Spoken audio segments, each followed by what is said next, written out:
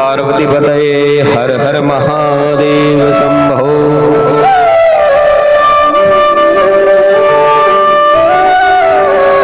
भगवान श्री कृष्ण के अर्जुन जी के साथ जो दिव्य संवाद है, जो मधुर गीत है, जिसे हम श्रीमद् भगवत गीता के नाम से जानते हैं, उसका आज तृतीय दिवस है और तृतीय सत्र है। हमने अभी तक जो समझा वो ये था कि श्रीमद् भगवत गीता को कब पढ़ना चाहिए, कहां से पढ़ना चाहिए, कैसे समझ में आएगी। उसी क्रम में हमने ज्ञानियों की शुरुआत की और क्षेत्रज्ञ के बारे में हमने सुना समझा। आज हम जानेंगे परम ब्रह्म क्या है। देखो श्रीमद् भगवत गीता की बात बिया तो सारा नहीं लगे जाना बहुत ही ज्यादा वजनदार है, क्योंकि भगवान की केड़ी बात है। पहला तो ये सोच लो कि भगवान बन की बात तो वजनदार तो नहीं होनी, लेकिन सामान्य भाषा में समझा तो देसी घी तो अलग चीज है।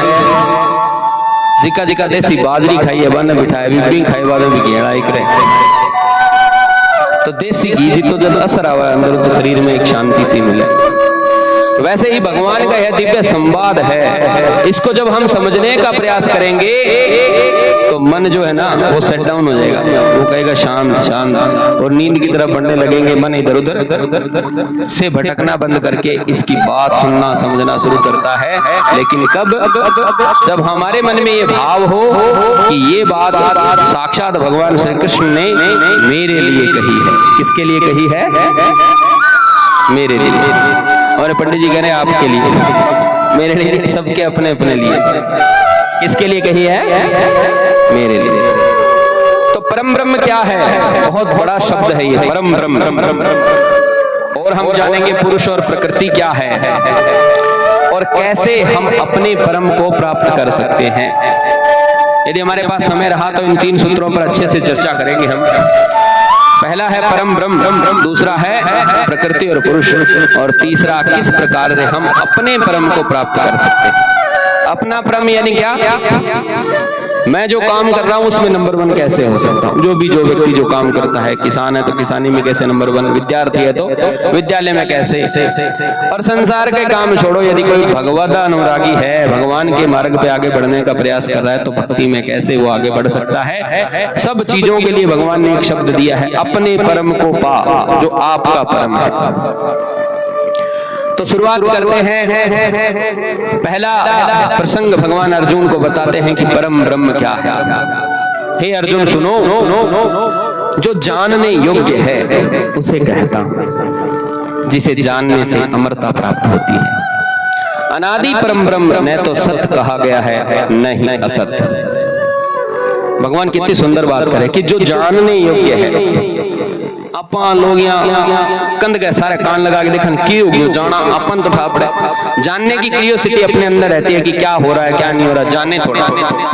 तो भगवान बता रहे हैं कि जानने योग्य है क्या। यदि आपको कुछ जानना है तो क्या है? भगवान कह रहे हैं उसे मैं कहता हूं, जिसे जानने से यानी इसको जानने मात्र से ही अमरता प्राप्त हो जाती है। यानी कि फिर अमर है वो। अनादि परम ब्रह्म ना तो सत्य कहा गया है न ही असत्य कहा गया है। अब ना तो सत्य ना असत्य, ना सही ना गलत, कैसे हो सकता है बताओ जी। तो इसका एक उदाहरण मैं आपको बताता हूं। जैसे समय है, 24 घंटे होते हैं। अब 24 घंटे ना तो सही है ना गलत है, लेकिन फिर भी उन 24 घंटों में किसी के साथ बहुत अच्छा हो रहा है और किसी के साथ बहुत बुरा हो रहा है। जिसके साथ बुरा हो रहा है उसको लग रहा है कि समय बहुत खराब है, जिसके साथ अच्छा हो रहा है उसको लग रहा है कि समय बहुत अच्छा है। लेकिन घड़ी के 24 घंटे तो ना अच्छे हैं ना बुरे हैं, ना सत्य है और ना असत्य है। ऐसे परम ब्रह्म जो है भगवान है, वो ना तो सत्य है ना वो असत्य है। जैसे वो समय है, तो सब जगह उसका स्वरूप है। जैसे आकाश है, आसमान है, उसको आप देखो, आकाश का मतलब क्या होता है? खाली जगह, स्पेस। इंग्लिश में इसको बोलते हैं स्पेस, यानी कि दो जगह के, दो लोगों के बीच में जो जगह है, दो चीजों के बीच में जो जगह है, उसको स्पेस बोलते हैं। तो इतना बड़ा आकाश है। अब ये है तो है, ये ना तो सही है और ना गलत, ना ये सत्य है ना ये असत है, झूठा भी नहीं है और कोई कहे कि सच्चा है तो वो भी दिखाई नहीं दे रहा है। कैसे? तो इसको भगवान समझते हैं कि सब और हाथों, पैरों, आंखों, सिरों, मुखों और कानों वाला वह संसार में सब जगह सब कुछ व्याप्त करके स्थित है। सब और हाथ है, सब और पैर है, सब और मुख है। अब ये हम जैसों के समझ में वैसा नहीं आता कि इतना कितना मुख है, सब और हाथ, चारों पासे हाथ, पग, मुख, कैसे हो सकता है? तो इसको थोड़ा आगे बढ़े तो समझ में आता है कि वो इंद्रियों से रहित है, परंतु सब इंद्रियों और गुणों का आभास करता है। अपेक्षा से रहित है, परंतु सभी का धारक और पोषक है। गुणों से रहित है, परंतु गुणों को भोगने वाला है। समझने वाली बात है कि सब और हाथ, सब और पैर, सब और मुख, सब और कान, सब जगह वो है। ईश्वर सब जगह विद्यमान है। कैसे देखें जी, कैसे पता चले? तो भगवान गीता में कहते हैं, ममे वांसो जीव लोके जीव भूत है सनातन। मेरे अंदर समस्त जीवों का निवास है और समस्त जीवों के अंदर मैं हूं। सब जगह हाथ, सब जगह पैर, सब जगह मुख किसके हैं? यहाँ पर हम सभी बैठे हैं, सभी उसी का मुख है, उसी का हाथ है, उसी के पैर है। ऐसे चारों ओर संसार में सर्वत्र यदि आप देखो तो सब और हाथ, सब और पैर। आसमान यहाँ पर भी ऐसा ही दिखाई दे रहा है, अमेरिका जाओगे तो भी ऐसा ही दिखाई देगा। आप कहीं चले जाओ, आसमान तो सब जगह व्याप्त है। लेकिन देखते हो तो कैसा लगता है? बोले यहीं तो है, यहीं तो जाके नीचे लग रहा है। सब जगह सब कुछ व्याप्त करके वो स्थित है, परंतु इंद्रियों से रहित है। आपने ज्ञान योग के प्रथम चर्चा सत्र में सुना कि इंद्रियां क्या है? ज्ञान इंद्री, 5 ज्ञान इंद्री होती है, 5 कर्म इंद्री होती है, 10 इंद्रियों के बारे में बताया। ज्ञान इंद्री का मतलब क्या है? जिससे हम संसार को जानते हैं, ज्ञान मिलता है हमें कि क्या है। तो 5 ही प्रकार के तरीके हैं जिससे आप किसी के बारे में जान सकते हो। छठा आज तक है नहीं, किसी ने शोध किया नहीं, आगे हो नहीं सकता। ज्ञान इंद्री 5 प्रकार से। किसी चीज को या तो हम देख के जान सकते हैं कि क्या है, देखने से पता चलता है, या उसके बारे में हम सुन के पता लगा सकते हैं कि वो क्या है, या स्पर्श करके पता चला सकता है कि ये क्या है, या सूंघ कर पता लगाएंगे कि क्या है, या फिर हम उसको चख कर बताएंगे कि क्या है। इसके अलावा आप बताओ, किसी चीज को यदि आपने जानना है कि वो क्या है तो कौन से यंत्र का यूज करोगे? 5 ही है। बहुत प्रकार की चीजें कहीं भी दौड़ भाग कर लो, 5 ज्ञान इंद्रियां हैं और वैसे ही 5 कर्म इंद्रियां हैं। तो भगवान के बारे में कहते हैं परम ब्रह्म क्या है? वो इंद्रियों से रहित है, यानी उसके इंद्री नहीं है, ना तो आंख है, ना कान है, ना पैर है। तो वे दोनों अलग अलग बातों की, सब जगह है भी और सब जगह नहीं है। तो भगवान जी ने जो आंखें, हाथ, पैर दे रखे हैं वो किसको दे रखे हैं? इस क्षेत्रज्ञ को अलग अलग रूपों के अंदर। तो भगवान के स्वयं के वो है भी और नहीं भी। वो इंद्रियों से रहित भी है, अपेक्षा रहित है, परंतु सबका धारक और पोषक है। धरती माँ को देखो आप, सबको धारण करती है, सबके लिए अन्न उपजता है, सबको मिलता है, यानी सबका पालन पोषण करती है। लेकिन किसी से कोई अपेक्षा है क्या?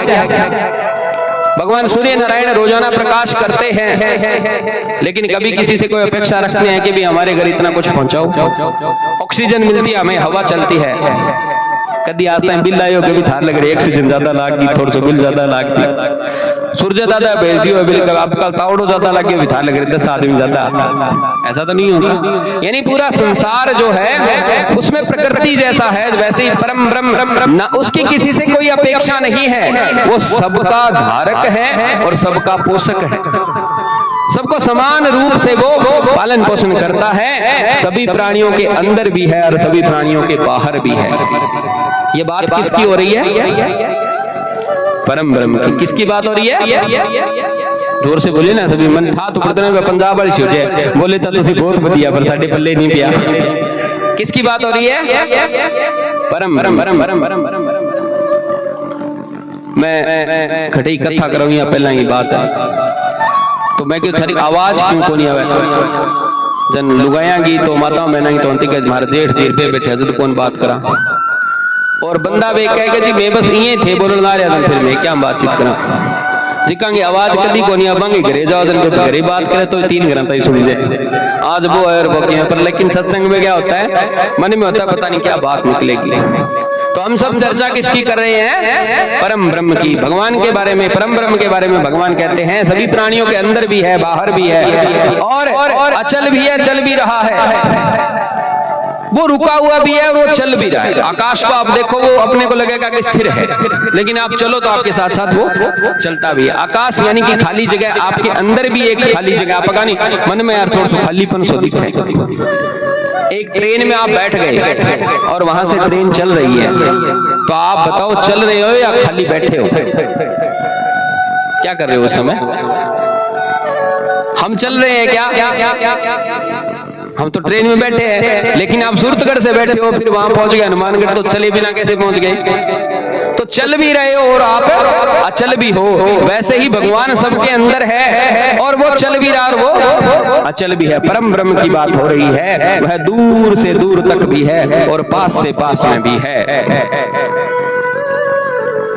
तक मैं तो ट्राई मारी है, बाकी थे भी हो सारा मारी हो लेगी ओ जिया बठल मुंडो मारे डोनिया लगा आकाश नीचे कोई बठल तो किनारो तो अपन गांव पर बार लपस दिखे, जाके देखो तो इतना आगे फिर दिखाई देता है। सबने देखा होगा ऐसा कि जाके आके उसको देखे कहां जाके मिलता है, तो वो दूर से दूर तक भी और पास से पास तक भी। यहां दिखता है यही मिल गया बस, लेकिन मिलता नहीं है। हवाई जहाज से कितने किलोमीटर ऊपर तक चले जाओ वहां तक भी नहीं मिलता, इतना ही दूर दिखाई देता है, इतना ही नजदीक दिखाई देता है। वो दूर से दूर भी है, पास से पास भी है, और सूक्ष्म होने के कारण वो जानने में नहीं आता। सूक्ष्म है वो।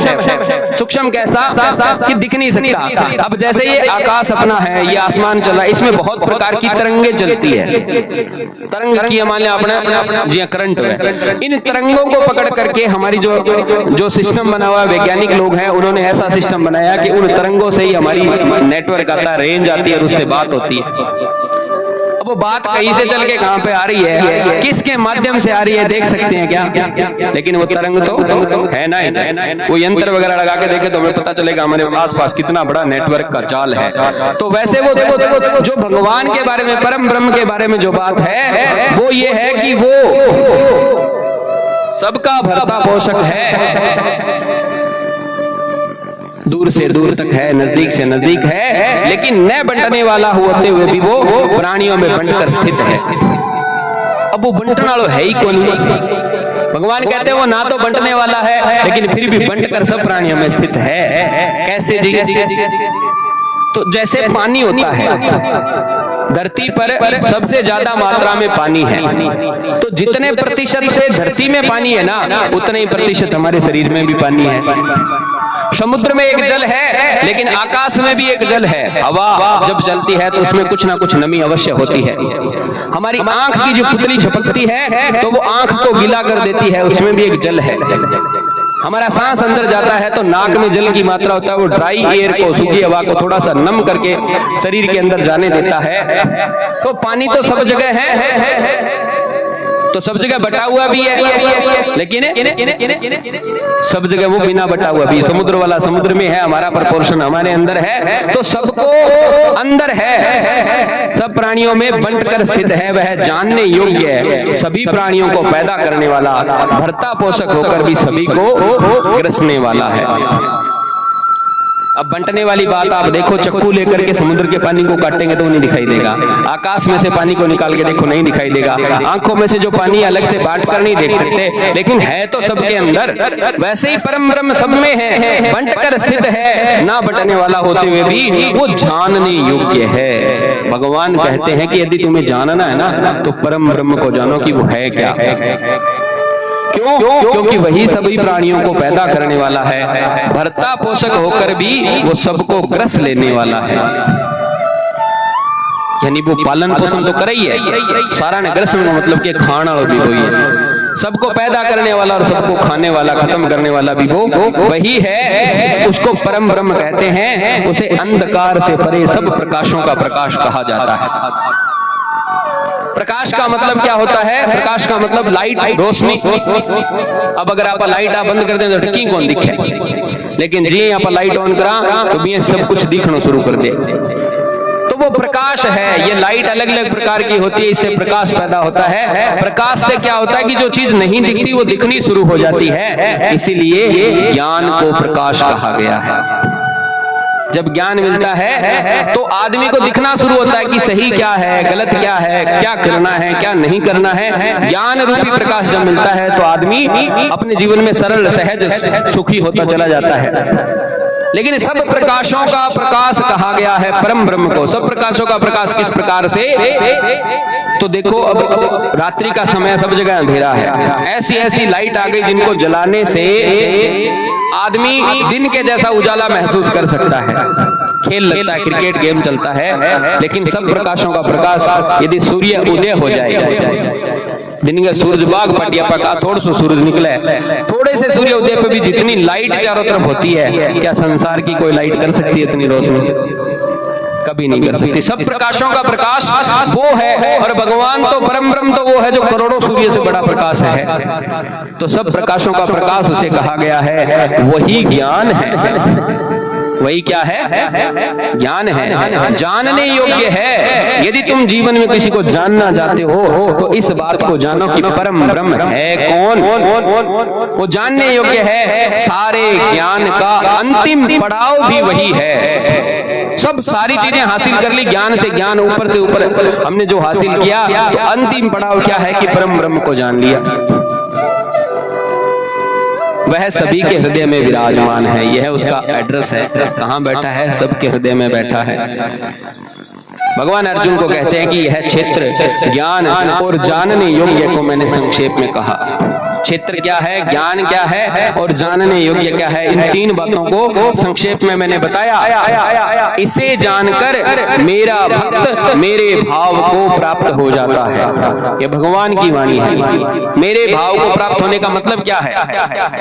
तो तीन बातों को जो जान गया, किसको? पहला है क्षेत्र, दूसरा है क्षेत्रज्ञ और तीसरा है जानने योग्य। तो क्षेत्र क्या है? जैसे मैंने आपको बताया था कि भगवान कहते हैं, एक संक्षेप में बताऊं, शरीर को क्षेत्र कहा गया।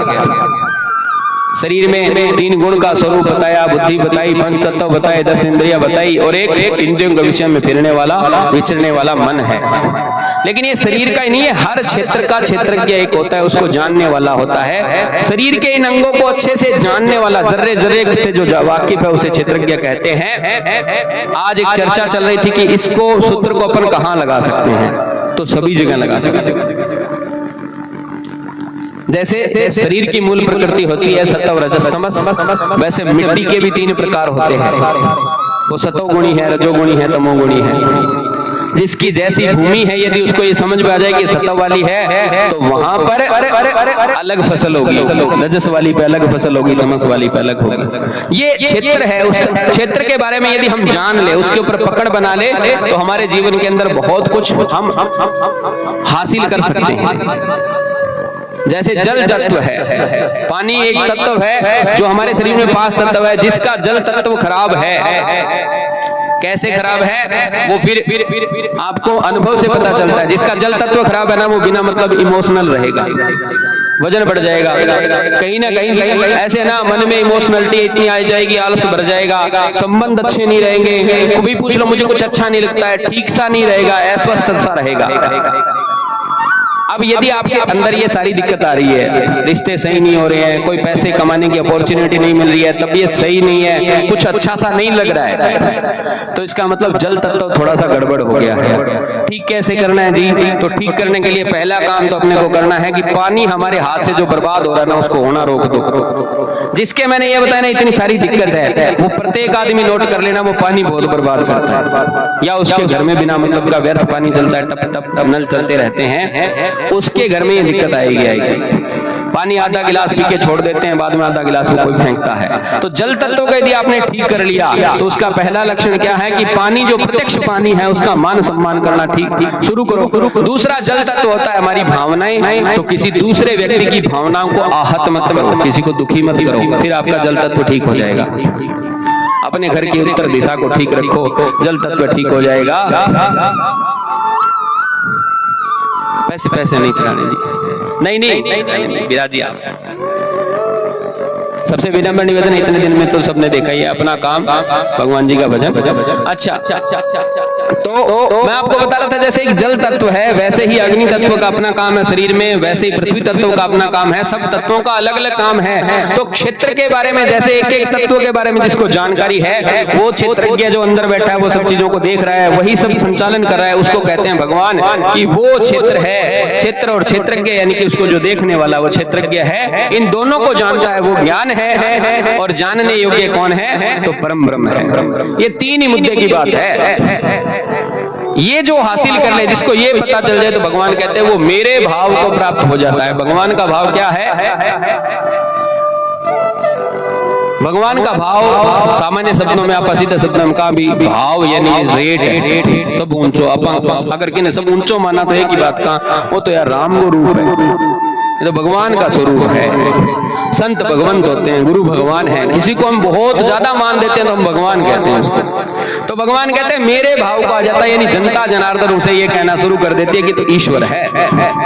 कब आ जाता है? जब तीन चीजों को वो जान ले, क्षेत्र को जान ले, क्षेत्रज्ञ को जान ले, और जानने योग्य परम ब्रह्म को जान ले, समझ ले, तो उसको ये समझ में आ जाती है, वो भगवान के भाव को प्राप्त हो जाता है। इसलिए हमें जानने पे ताकत लगानी चाहिए, अभ्यास करना चाहिए कि वो भगवान है कहाँ पे। तो भगवान ने कहा सब जगह, सबको व्याप्त करके मैं ही हूँ, सब कुछ करने वाला। इसी क्रम में भगवान आगे बताते हैं प्रकृति और पुरुष के बारे में। अर्जुन को समझाते हैं कि अर्जुन, प्रकृति और पुरुष दोनों को तो शुरुआत रहित समझ, दोनों की कोई शुरुआत नहीं है। विकार और गुणों को प्रकृति से पैदा हुआ जानो। हमारे अंदर जितने भी विकार हैं यानी कि दोष हैं, और गुण जिनको लोग शाबाशी देते हैं, वो सब किससे पैदा होते हैं? प्रकृति से पैदा होते हैं। कार्य, करण और कर्तव्य को प्रकृति ही पैदा करती है। पुरुष सुखों और दुखों को भोगने वाला है। अब इसको समझना थोड़ा सा, कार्य, करण और कर्तव्यों को प्रकृति ही पैदा करती है। अब ये प्रकृति और पुरुष को थोड़ा समझना है ना, तो एक ही चीज से समझो। पुरुष क्या है? पुर नाम होता है किसी शहर का, स्थान का, वो स्थायी होता है, यानी बदले को नहीं, वो तो एक ही रहे। पुरुष को मतलब तो अटल रहेगा, एक ही रहे। प्रकृति क्या है? जो वेरिएबल है, जो बदलती रहती है। तो पुरुष और प्रकृति दो बताए हैं भगवान ने, और भगवान कहते हैं दोनों ही शुरुआत रहित है। विकार और गुण इनसे पैदा होते हैं। जो प्रकृति है ना, उससे विकार पैदा होते हैं, उसी से गुण पैदा होते हैं। प्रकृति कम ज्यादा हो सकता है, क्योंकि स्वभाव जो है थोड़ा बहुत चेंज हो भी तो गुण बन जाए। स्वभाव का ही गुण है, स्वभाव का ही दोष है। तो प्रकृति उससे गुण और ये सब पैदा होते हैं। लेकिन जो कार्य यानी काम के करा, वो काम करने का कारण वो भी प्रकृति होती है। और कर्तव्य यानी हमें क्या करना चाहिए, ये भी कोई निश्चित करता है, तो वो प्रकृति करती है। तो जी पुरुष क्या करता है? तो भगवान कहते हैं पुरुष सुखों और दुखों को भोगने वाला है। समझना बात वही है, क्षेत्रज्ञ ही पुरुष है, बात क्या है? लेकिन उसका काम क्या है? वो सुख और दुख को भोगने वाला है। कैसे? हमारे हाथ के चोट लगी है, आपा के काम मेरे लगी यार, मेरे दुख है। अब लगी क्या गए? हाथ गए। हाथ कौन बोले भी मेरे लगी? कोई और है जो बोल रहा है मेरे लगी, मेरे को दुख है। ऐसे ही जब शरीर के किसी अंग के चोट लगती है तो कहते हैं मुझे लगी। कभी वाणी से चोट लगती है, कभी कानों में चोट लगती है कि यार उसने ऐसा कह दिया। कभी मन दुखी होता है। तो ये जो दुखी होता है या जो बहुत खुश होता है कि आज तो मेरे को मन चाहा भोजन मिला, आज तो मेरे को मन चाहा बात सुनने को मिला, तो जो खुश होता है या जो दुखी होता है, ये कौन होता है? पुरुष। प्रकृति गुण और दोष पैदा करती है, पुरुष सुख और दुख को भोगने वाला है। प्रकृति में स्थित पुरुष प्रकृति से पैदा हुए गुणों को भोगता है। अब ये बड़ी बात है, प्रकृति से पैदा हुए गुण कौन से हैं? सत्व, रजस और तमस, ये 3 गुण हैं जो प्रकृति से पैदा होते हैं। पुरुष इन 3 गुणों के सुख को भोगता है। क्या करता है? उसे मिलता है जो आनंद आता है वो तो भोग लेता है। बाकी अलग अलग गुणों में लगाव रखने के कारण पुरुष ही अलग अलग योनियों में, यानी अच्छी बुरी योनि में जन्म लेने का कारण भी गुणों से लगाव है। किसी का बहुत सत्व गुण में लगाव रहेगा तो वो अगले जन्म के अंदर किसी ऐसे घर में पैदा होगा जहां पे ज्ञान चर्चा होती है। किसी अध्यापक के यहाँ पे, गुरु जी के यहाँ पे, संत जी के यहाँ पे जन्म हो जाएगा, क्योंकि सत्व गुण से क्या है? लगाव है। रजोगुण से, रजस से जिसका लगाव है तो वो ऐसे घर में पैदा हो जाएगा जहां पे काम में जल्दबाजी करने लोगों का झुंड रहता है। किसी किसी के घर पे जाते ना, बड़ी जल्दबाजी, ओए जल्दी करो, दबा दो। कामों की लगन जिसके घर पे रहती है कि तुरंत करो, फटाफट करो, क्या आलस करना है, तुरंत करो। ऐसे घरों के अंदर वो पैदा होता है, क्योंकि वो रजस वाला मामला है।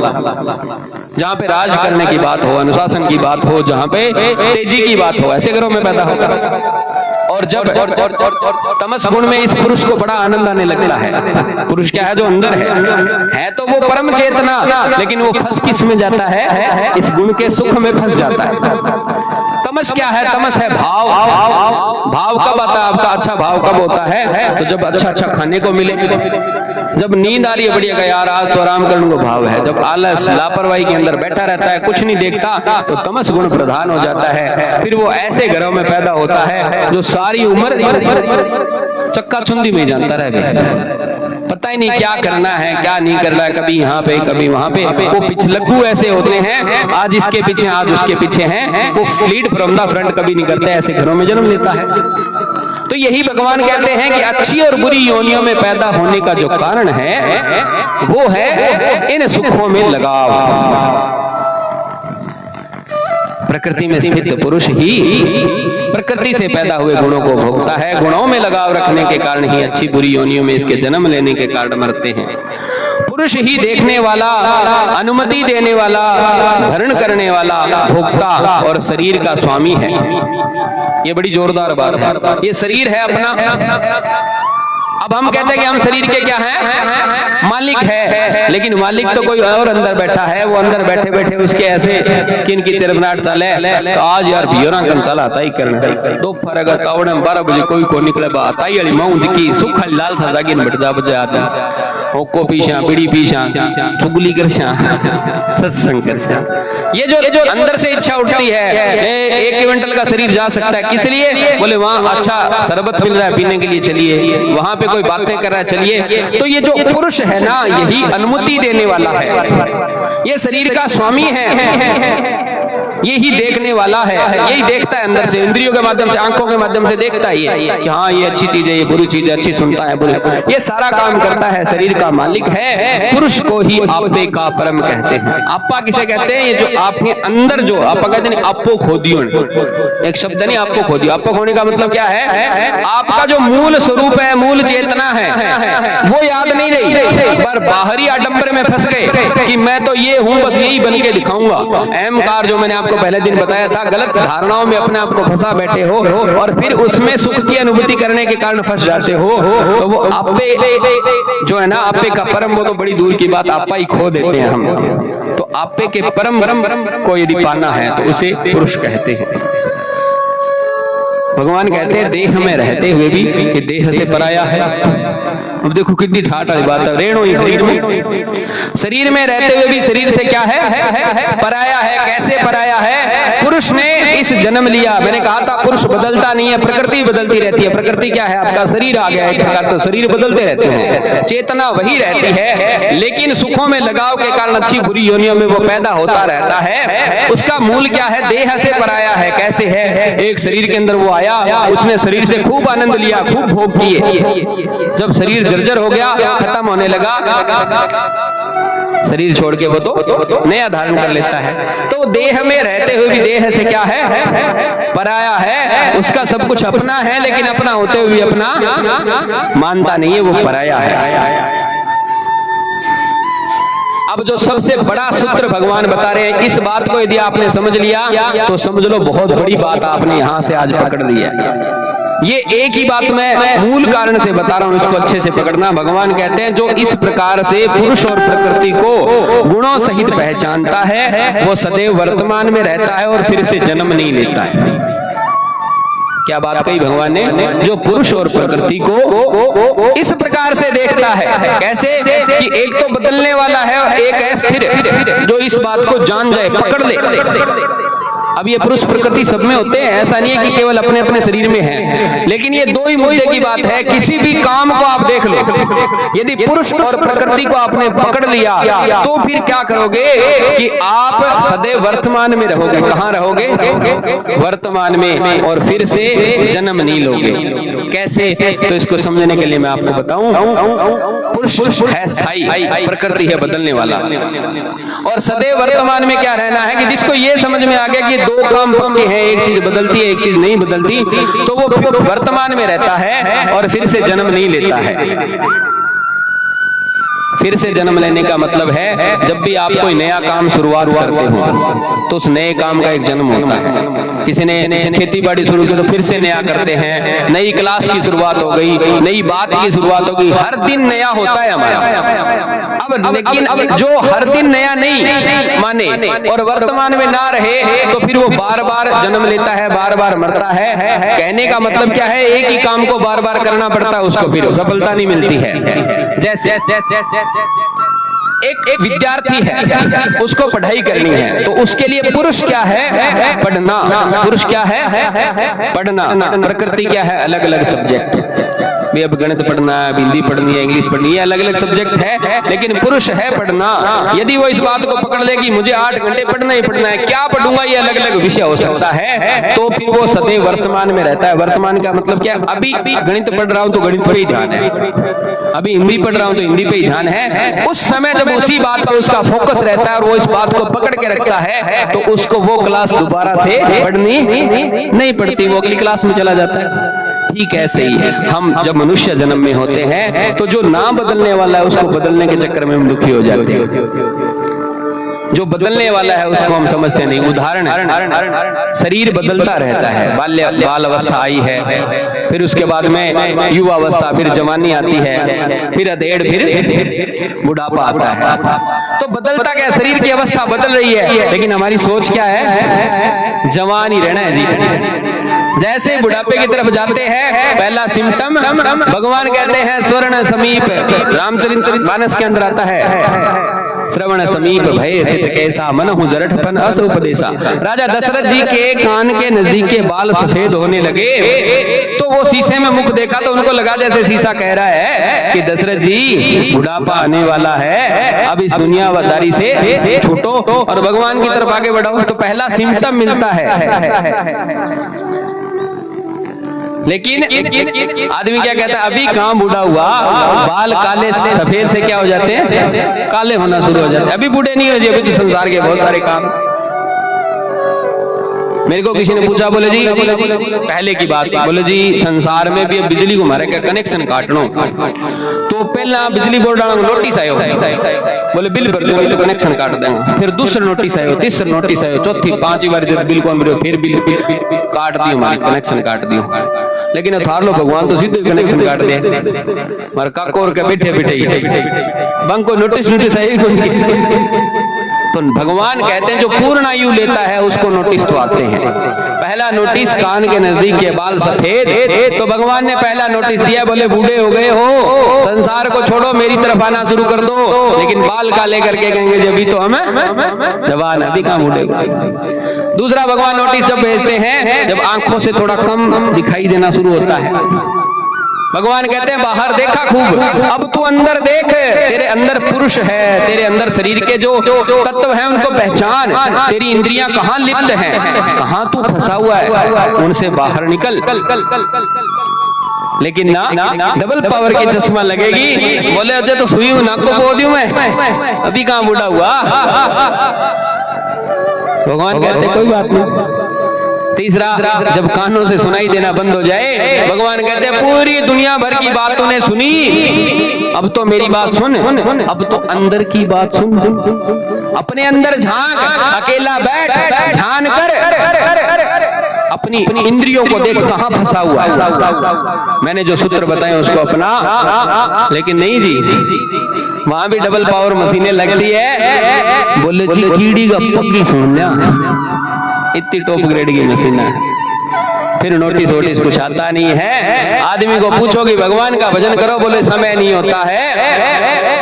तो हमारे कवि कहते हैं एक दिन ऐसा आएगा कि जब जम पकड़ेगा मां, उनसे भी कह दीजियो हमें तो फुर्सत ना। यमराज जी आ जाए हाथ पकड़ के, कहती चलो जी टिकट बन गया। अब तो बन के थोड़ा टेम को नहीं करे, खेत में गेड़ो मारियो, एक कापी को काम करना है, काकी सा बात करना है, फलानी जगह जानो है, टेम मिल जाएगो नहीं। तो भगवान यहाँ कहते हैं कि वो सदैव वर्तमान में रहता है। अब सदैव वर्तमान में कैसे रहोगे आप, जिसको ये पता ही नहीं है कि वो कहाँ लिप्त है। देखो हमें जो दौड़ लगाता है ना, वो है हमारा मन। मन मन मन मन मन मन से ही मैनेजर शब्द बना है। हम बैंक में जाते हैं, मैनेजर साहब की नहीं, क्यों? क्योंकि मैनेजर ने उठाया चपड़ा स्यू ले गए, मैनेजर कैशियर तक सारा काम मैनेजर ही देनी। तो वैसे ही मन का काम है सूचनाओं को इधर से उधर पहुंचाना। मन को बेचारे को बदनाम कर रखा है, बोले मन बहुत खराब है यार, मन बहुत खराब है। मन खराब नहीं है। अब उदाहरण के तौर पर आंख ने देखा आम का वृक्ष लगा हुआ, देखियो आंख, मुंह में आयो पानी, जीभ ने कहा आम तो खाना है। तो आंख ने देखा जीभ को स्वाद चाहिए, तो फिर मन के पास सूचना गई भी ये आम तो चाहिए। तो मन ने आदेश सूचना पहुंचाई पैरों को भी ओ आम लेड़ो, पैर चल के गए। तो बीच में जो आत्मा पुरुष होता है वो कहता है भाई बाग तो अपना है नहीं, किसी से पूछ लो। बोले टेम कौन है, दोपहर टेम तोड़ना अपनी ने बुला शकीन कर श्यापन टेम ही को नहीं, तो अब जाके ये तोड़ लिया। तो लाने के लिए पैर गए और तोड़ा किसने? तोड़ा हाथों ने। और फिर खा के जीभ से आनंद लिए। तो आनंद किसने लिए? जीभ ने।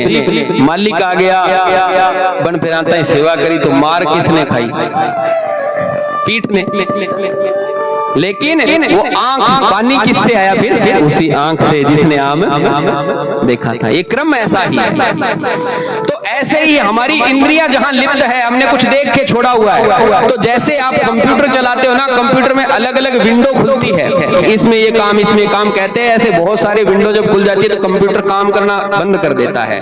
ऐसे ही हमारा दिमाग है ना, इसमें अलग अलग विंडो होती है। हमारा मन तो कुछ और सोच रहा है, कानों से हम कुछ और सुन रहे हैं, और हमारा जीभ कुछ और मांग रही है। एक जगह हमारा ध्यान नहीं है। तो हमारे शरीर की बहुत सारी विंडो खुली हुई है। जब तक एक एक करके उसको अनटैग नहीं करोगे, बंद नहीं करोगे, तब तक आप वर्तमान में नहीं आओगे। जब पढ़ाई कर रहे हो तो पढ़ाई ही करना है। जब खेती कर रहे हो तो देखना भी खेत है, सुनना भी खेत है, चखना भी खेत की मिट्टी है, सूंघना भी खेती को ही है, स्पर्श भी वहां की फसल को, हवा को जब करोगे तब आपको पता चलेगा कि वो क्षेत्र क्या मांग रहा है। वो क्षेत्र के जो केवल शरीर का नहीं है, हर जगह आप लगा के देखो, सूत्र तो वही लगता है। भगवान कहते हैं तू एक बात पकड़, पुरुष और प्रकृति को पकड़। पुरुष चीजों को भोगता है लेकिन वो स्थायी है, वो बदलता नहीं है। जैसे खेत है वो स्थायी है, किसी का जमीन तो स्थायी है। प्रकृति क्या है? उसमें अलग अलग प्रकार की फसलें।